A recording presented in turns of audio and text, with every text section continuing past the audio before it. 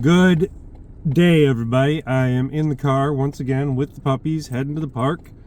And I thought I'd make a quick video. I was on live stream last night with Irving Twin on his channel for the Casual AF live stream. And if you weren't there, then check it out. We had a good little discussion. Nothing political, because Twin's not into the politics lately. So it's going to be left up to me. So I'll talk about what I've been up to lately. So there's been a lot of news, obviously, with what's been going on in the world and in Canada, vis-a-vis tariffs, vis-a-vis the election, etc., etc. But last night, speaking of elections, I had the pleasure of going to a local People's Party of Canada event here in Burlington. The local candidate, Michael Bator, who seems very passionate about his chances of winning, and you know what, I'm going to do everything I can to help him. He's very passionate. He gave a very impassioned speech to all the supporters. Maxime Bernier was in attendance, and he made a good speech as well. This is the one thing I have to say about Maxime Bernier over Pierre Poilievre or Mark Carney. Well, Mark Carney's terrible at this whole politics thing. The guy can barely speak without umming. He's worse than Trudeau in terms of his umming. And he says stupid crap time and time again, which just shows how much of an elitist and out of touch person he is. Pierre Poilievre, in contrast, is a little bit more polished in terms of how he conducts his political campaign, but he's also still very much a politician, and he speaks in terms of slogans and canned sort of talking points. Maxime Bernier went on for about, probably 25-30 minutes last night. Didn't have a speech to draw from. Just spoke his mind, just spoke his principles, and spoke the platform. He's very confident that we're going to elect a few this election season, and you know what? I'm inclined to think that he's right. There's a couple out west, a couple of candidates out west, Megan Murphy in particular, who has some name recognition and is doing pretty good, as far as I understand. Stop it, you. And yeah, I think that there could be a couple of ridings going to the PPC this year. This is a different election. It's a different kind of animal this time around. Thanks all to Trump. Trump has sort of changed the global paradigm insofar as Western democracies are concerned. He's sort of laid it on the line. He's drawn a line in the sand, essentially, saying the United States is going to be nationalist, and you all can have your globalist kumbaya Chinese-style communism party if you want, but this is what we're doing. And because they're the largest market in the world, the rest of the planet needs to kind of contend with that. And they can try and keep going on, status quo, neoliberal economic world order that's been going for the last 50 years, that has outsourced all manufacturing, all good-paying jobs to Asia, and turned Western nations into consumer economies and service economies and real estate bubbles. But the United States is turning that around under Donald Trump. He's like, no, we're bringing the manufacturing back, and we're doing that via tariffs. And I don't particularly care what any of you do. He said that insofar as Canada's election goes. I don't care who wins. It'd be easier for me if a Liberal wins, because I think he realizes that Carney would be easier to deal with, probably because they both come from the business world. That's probably why he'll feel as though he could do better with Carney. But also because Liberals tend to be, I don't know, kind of weak when it comes to negotiations, kind of weak when it comes to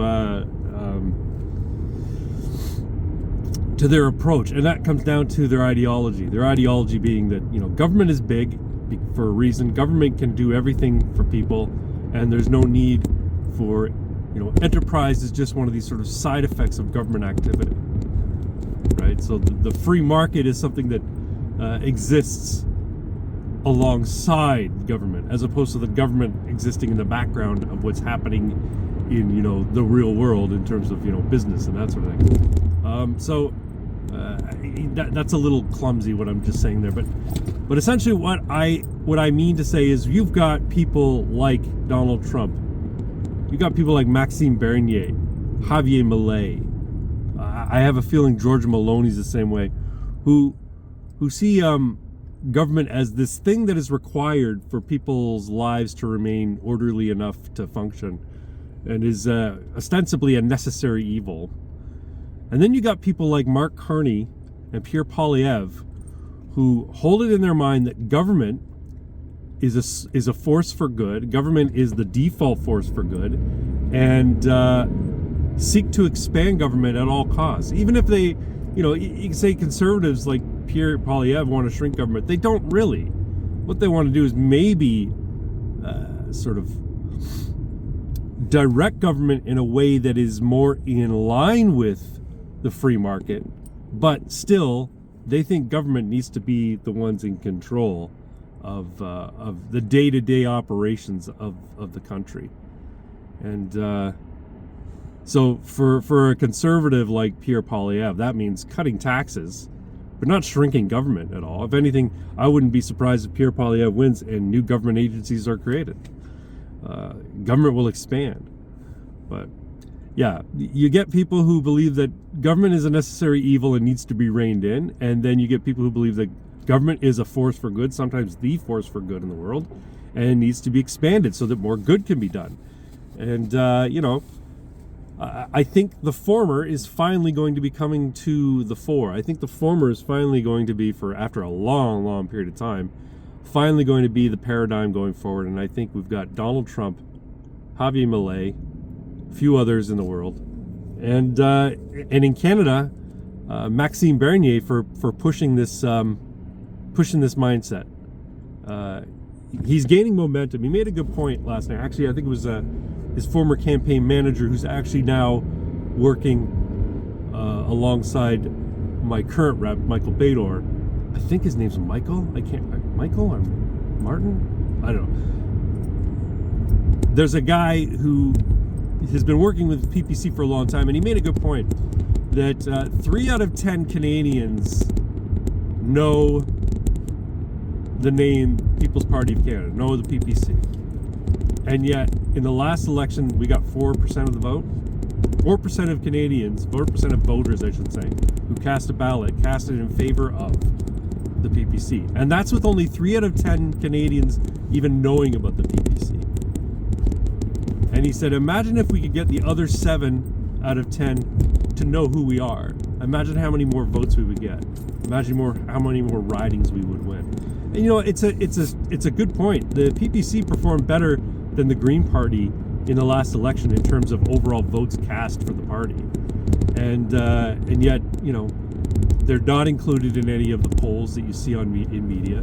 They're not included in the debates, which I think is a travesty. They changed the rules at the last minute to basically block out the PPC from participating in the debates. Even in my local riding, the Chamber of Commerce is not allowing for a debate between PPC and the local Conservative candidates and the local Liberal candidates, local NDP, local Greens.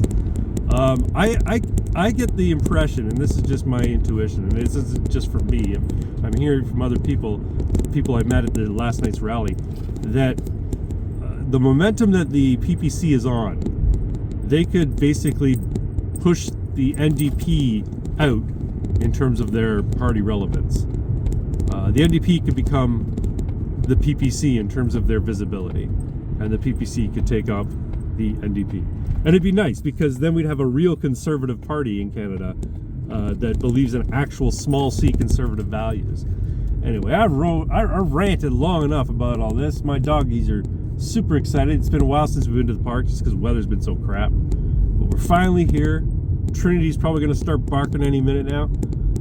Folks, I hope you like the content as infrequent as it might be. I'm going to try and put more videos out now that the weather's getting nicer and I'm taking more of these trips to the park. I'll try and do a video every time I get in the car. And that'll be happening more and more because of the nicer weather. But yeah, if you're not subscribed, please do. Ruff, ruff.